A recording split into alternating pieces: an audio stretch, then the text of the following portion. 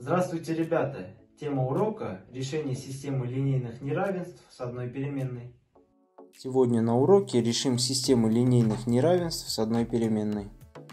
Решением системы неравенств с одной переменной называется такое значение переменной, при подстановке которого в каждое неравенство системы оно становится верным числовым неравенством.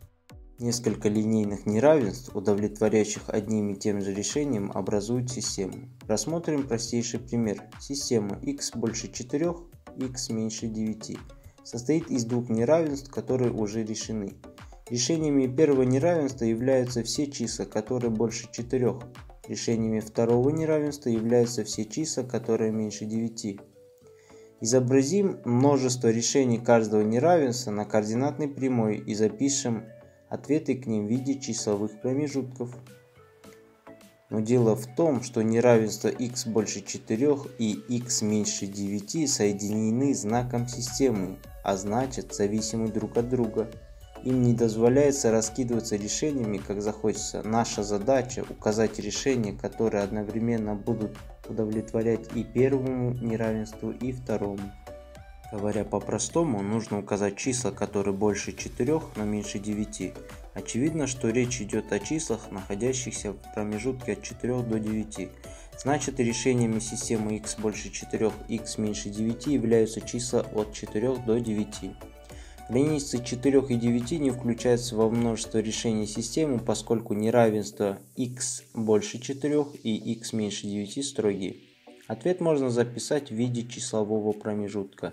X принадлежит интервалу от 4 до 9.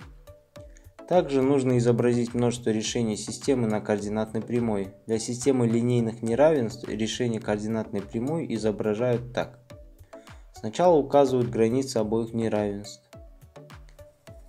На верхней области отмечают множество решений первого неравенства x больше 4.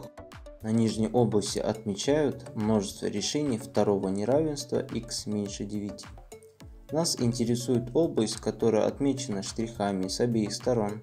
В этой области располагаются решения системы x больше 4, x меньше 9. Видно, что эта область располагается в промежутке от 4 до 9. Для наглядности выделим эту область красным цветом. Для проверки можно взять любое число из этого промежутка и подставить его в исходную систему x больше 4, x меньше 9. Возьмем, например, число 6. 6 больше 4, 6 меньше 9. Видим, что решение 6 удовлетворяет обоим неравенствам. Чтобы решить систему линейных неравенств, нужно по отдельности решить каждое неравенство и указать в виде числового промежутка множество решений, удовлетворяющих каждому неравенству. Рассмотрим следующую систему неравенств. 7х минус 12 больше или равно, чем 3х минус 20, 5 минус 2х больше, чем 4х плюс 29.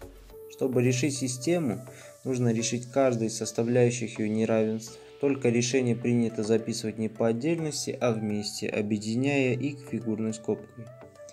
В каждом из неравенств системы неизвестные переносим в одну сторону, известные в другую, с противоположным знаком. И мы получаем 7х минус 3х больше или равно, чем минус 20 плюс 12, и минус 2х минус 4х больше, чем минус 19 минус 5. После упрощения обе части неравенства надо разделить на число, стоящее перед х. Первое неравенство делим на положительное число, поэтому знак неравенства не изменяется.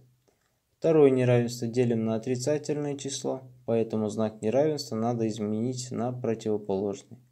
4х больше или равно, чем минус 8 разделили на 4.